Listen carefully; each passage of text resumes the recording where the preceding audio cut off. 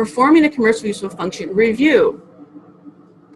As Dave mentioned what a CUF is, now we need to discuss what do you do for the CUF review. To ensure each DB firm is performing a CUF, the LG must monitor contract activity and certify in writing that DB firms are performing a CUF. How do you determine a CUF? 5 elements must be considered: management, workforce, equipment, materials, performance. All of these areas must be evaluated and documentation to support such to make a CUF determination. Who performs the reviews? The LG field personnel, such as project inspectors. They conduct the CUF reviews, and they inspect the job sites to check that the DB firm is performing and managing the work. The reviewers' activities include making observations and interviewing DB personnel. CUF reviews are accomplished through the use of the DB Program Commercial Useful Function CUF Form 228, that's a mouthful, and Commercial Useful Function Review Material Supplier Form 2669.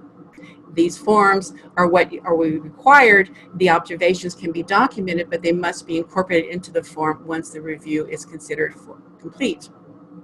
CUF reviews must be performed for all DBEs. Again, we must emphasize all DBEs, race neutral and race conscious, on federally funded projects, with or without DB goals, must have a minimum of 1 CUF review.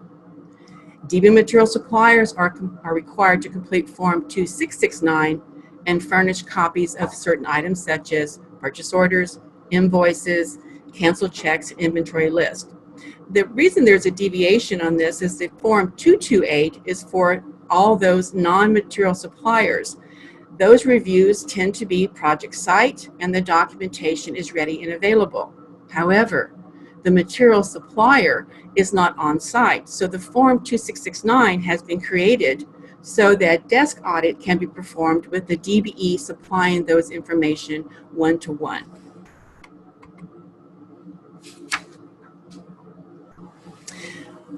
In addition to the CF review, to conduct this review is when do you perform it? Majority of the time, it's when the work has been done either at the beginning or the middle stage.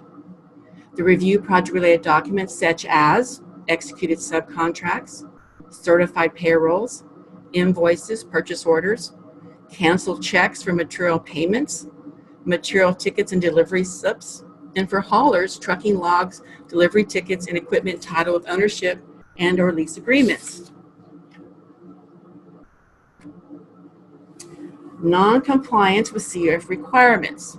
What this means is that if the determination that the CUF review is non-compliant, there is policies and procedures that must be performed. 1, the LG staff will need to notify the DB firms that they are presumed not to be performing a CUF. The prime contractor should also be copied on the very letter.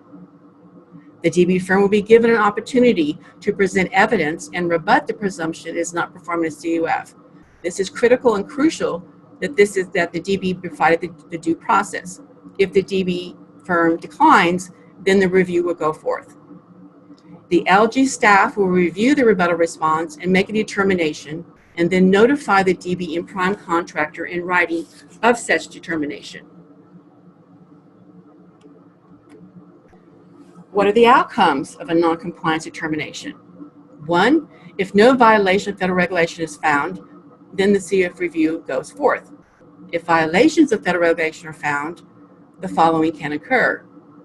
The prime contract will be determined to have a deficiency in DB participation corresponding to the dollar value of the DB's work that did not meet, thus meaning the amount of goal credit that has been reported or was to be reported is no longer eligible. The prime contractor will need to submit good faith efforts to meet the project DB goal if it causes a shortfall in the overall assigned goal. The LG may recommend and or conduct a full certification review of a firm's DB status.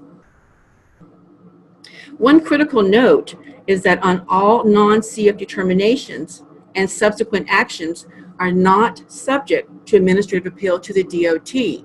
However, the prime contractor can ask for a second review from the LG. but the standing will stand within the agency.